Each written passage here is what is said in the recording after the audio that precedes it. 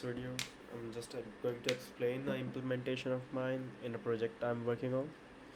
So this implementation is basically real-time notification for a user that is online. Now this is not scalable. The notification system should be scalable. Like you need to keep track of who's online in a separate place, not in your code itself. So that's just one thing to remember. And I'm using Socket.io. So Socket.io has something called adapters, and one of the popular ones are uh, Reddit Redis. So you can just have a Redis instance running, and there you can store who is online and who is not, and not within the code. And okay, enough about just extra information. Let me just show you how this this thing is working. All right, so we have like this entity here. You can literally just generate it, and like notification, it has a gateway, module, and service. Later it can have a like get and post requests, so a controller. But let's go to module. So module exports gateway and service. And again, like there's a provider because we have a schema and we are storing this notification in MongoDB, and this is the structure of our notification. Pretty simple, like just name, title, icon, type, and well, if it's read or not. Currently, like when it's created, it's not read. Okay, so whenever we send a notification, we store it in the database. That's the theme. Now it's pretty simple. Like this service, it uses the model from the MongoDB, and it like stores, fetches, and this with the fetching there is the pagination and sorting, so you will only get the latest ones. And then there's mark, read, and remove. We won't be using remove, but I just added it, just in case. Now the service is pretty simple. You don't really need to even look at it. It just saves the notification. Gateway is the important part. Now gateway is something that gets generated at least a bare minimum using something like NestJs and chat. Suppose you are generating chat, and now if you go here, you press enter on WebSocket, and you generate something like this. But it won't be like 100% this, but it will have some things. So if you want me to give you a walkthrough of everything, how we generate from this default file to something like this, which is a more good, better setup, just like that, I will make another video. Okay, WebSocket gateway, like it is not taking cross origin things, so it's isolated. Sorry, I have like kind of cold here. Okay, so the thing I was saying in the start, that it is not very scalable right now, because this is socket map, so it will store everything in a heap where all the variables are stored, and what it's storing is user ID and the data. The data is basically JWT payload and the socket ID. So it will have all the properties of JWT payload, and it have one extra property, that is socket ID. What are the properties of JWT payload? Email, user underscore ID, customer ID, and type. Customer ID is from Stripe, you can just ignore it. Type is user type, it can be admin or normal user. Email and username, pretty simple. Underscore ID is to like identifier among users. Why I'm doing this? Because I just want to do one thing. When user connects, we check if the user is authenticated or not, and if user is not authenticated, we do not allow them to connect to our server. If user is authenticated, means they have a JWT token. We verify the JWT token using this auth service. And how to use auth service from a different module, we use it like this. I imported the auth module, and that's it. And I verified the token, so you can see it returns JWT payload, and this is the same JWT payload that extends that is extended by our socket meta payload. So you can see the resemblance here. Now I have the JWT payload. I if it's not there, I again disconnect, and if the JWT payload is there, so I just take underscore ID from the JWT payload because that's user ID. and and in the value part of this map, hash map, I store everything, and which becomes this new data structure. So I use spread operator for JWT payload, and I store one more variable that I get from socket connection from the current client that it is trying to connect. So this is socket dot underscore id. Once this is done, I'm doing this one more thing as well, where I am deleting this socket. So here I would I would need to delete the socket using a different manner. This is like the old code, see the yesterday. But how you would delete a socket is basically just look through all the sockets that you have and find this socket ID, and whatever socket ID there is, just remove it from there.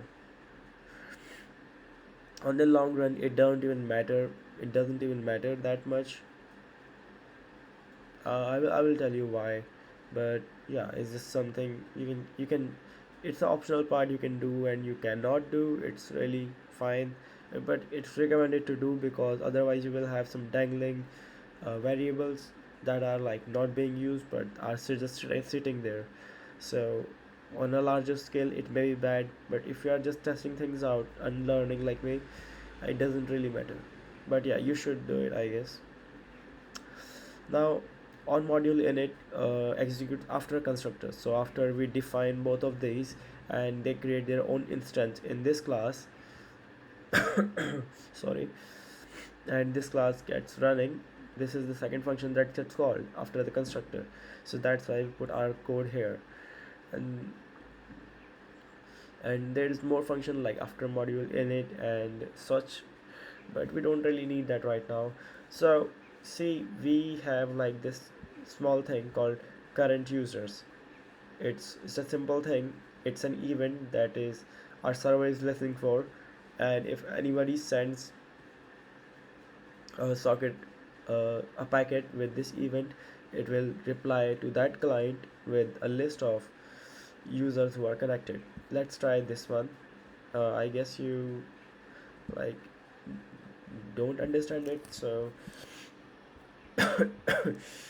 for that you can just go to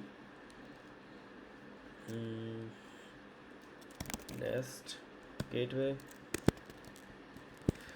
and this is pretty good guide to learn NestJs.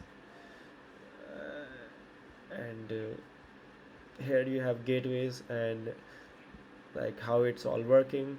So this is the basically gateway is now listening but yet not subscribed for an incoming message.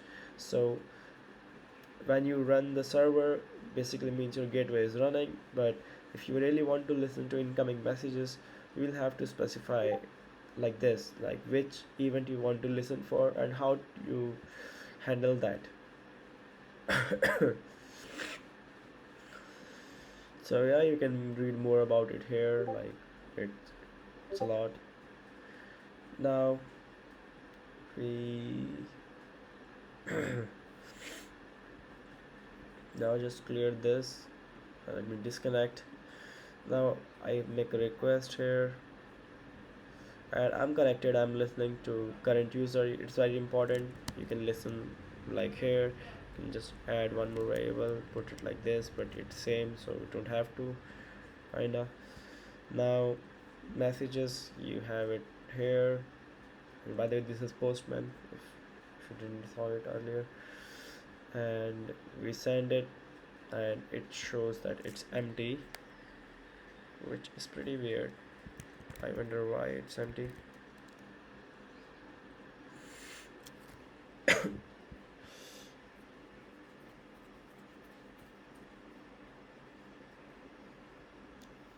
Okay.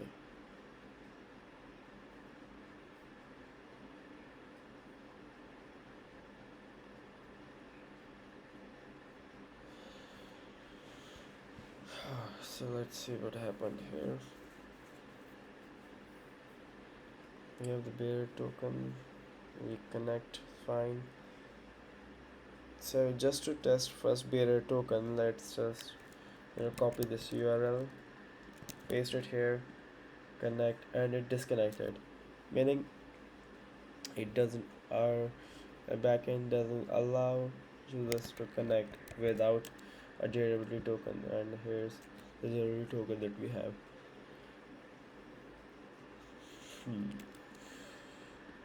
Now we're connected, and oh, so I turned it off. I guess that's the problem. I'm not really sure, but maybe I don't know when I turned it off. Maybe I just turned it off. So yeah, it seems like that. I turned it off, so I wasn't getting any reply. Even though I was sending the message and it was emitting the event, but my this client was not listening for the event. So this is again a good learning point for anybody new. So here's my email username and my socket ID of the current connection. This socket ID will be different. User ID won't be different. It's not volatile. Really sorry about my voice today. Now what's next? Now the thing is, we don't want it to be like this. We don't want client initiated sockets, right? We want, like, if client send a friend request and the friend request got accepted, or we or something like that, then we want to send a message that okay, this happened. Now how do we do that? I have this emit notification, which requires user ID and the notification body, and I have written it partial because some of the things we won't be getting, like this one, probably this one, like they are all, what do I say, optional fields. And it's mentioned in the schema. So title is required, user is required, and type is required. Type is info, warning, and error. Now I have a little example of how we can do this one-side communication where server just want to send a message to the client who is online out of the blue. So this is the function. This is basically a function or method that is that will be used by other providers, like suppose messages or something like that, or OF account or payment or proxy. I don't know what not. Any other module can use this message. As I said, the example can be when you when your friend request gets accepted, or when someone sends you a friend request. So anything that is not initiated by you. To do that, uh, we need few things. Actually, we have everything here, but you will need to understand the concept. That is, even though it's normal for you to export a service like this, you can export a gateway as well. And since I'm giving you example app.module, let's go to app.module. You can see here all the notification module, and all the modules are registered here. So if I go to just controller, app.controller, now I can see here some of the things are pre-written, like this. You can ignore these things, but the point is I can actually use the notification gateway here, and that is the gateway which allows me access to the emit notification, which is pretty cool. That's what we need actually.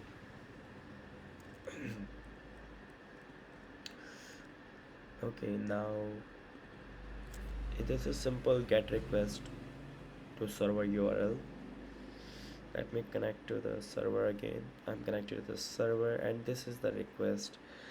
I already ran it once, but we can run it again. So just the base URL, you can make a request. Now what this request will do is it will first send a test notification to the user, and then it will return the user data. Now how it will send a notification, let's look Let's look into this function a bit more. Socket meta is basically getting the socket information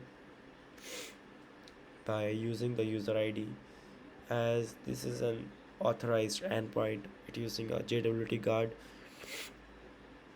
I hope at this point you know what a JWT guard is. It just basically prevents anybody without JWT verified or a valid JWT to have access to the endpoint. Now, once you have a JWT, you can use at the rate request and request dot user dot underscore ID. You can use that to access user ID. Once you have user ID, you just stringify the user ID, and because this user ID, if it is Mongoose object, just like I'm using MongoDB, it will be of type object ID. And if you try to compare the object ID with something like this, uh, hash map, which has key as a string, it will not find it. So we'll have to do a type conversion and convert this thing into actual string. Even though this it says here string, it's actually object ID, and it is a valid reason why it says here string. If you go here, I have put here string, but it doesn't work like that. It's an object ID. I think I should fix this typing later, but if I do it now, there will be some side effects, so I don't want to get into that. Now it's a notification, has basic body. It's a test. It's just a test notification. It's just a test notification, don't freak out. And so if somebody accidentally hits the backend base URL, they will get a notification if they are connected to WebSocket as well. So yeah, user ID, I already have that because the user who sends the request will have their ID here. And Emit notification gateway has this one more good feature. If you find the socket like this, it's well and good. If you don't find, it will just console log that user is not online at the moment, which is also fine. Just don't have to send it, but we can store it. It will still store the notification because it creates the notification in DB. And I don't think I could show you that right now, but you can take my word for it. I will make another separate video maybe if you want to see just how this all working. I don't know. Let me know. Now, in the end, once notification gets sent, it returns request.user. Let me disconnect, connect. I don't know why I'm doing that. If I try to connect here again, I cannot connect. There I connected. If I send a message, I send a request, I get this data. I also getting hash. I shouldn't be getting this, but who cares. And you can see I received a notification, and it's a MongoDB because it's returned from the MongoDB itself, and it have underscore ID and created and updated it as well. Now it may have given you an idea of how this all is working. Say read is default false, so it's just default value there. Title is test, and yeah, if I make like 5 requests like this,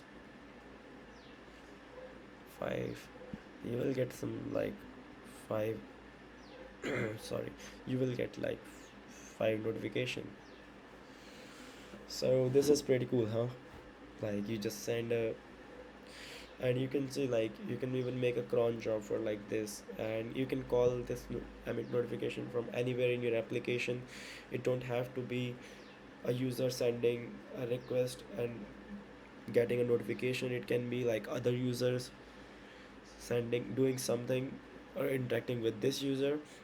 So so if me, the other user, send a friend request to this user, so the other user makes a call that includes the ID of this user, so I can at that time I can actually call this function with a notification, and saying that it is connected, like whatever the notification is. And if user is online, he will see the notification. And even if user is not online, we can make a get request like in an application, which I will do in a few minutes, I guess, because I need that to just fetch like unread notifications since the last time you opened the app. I guess that makes sense. Yeah. So yeah, this is it for now. Thank you.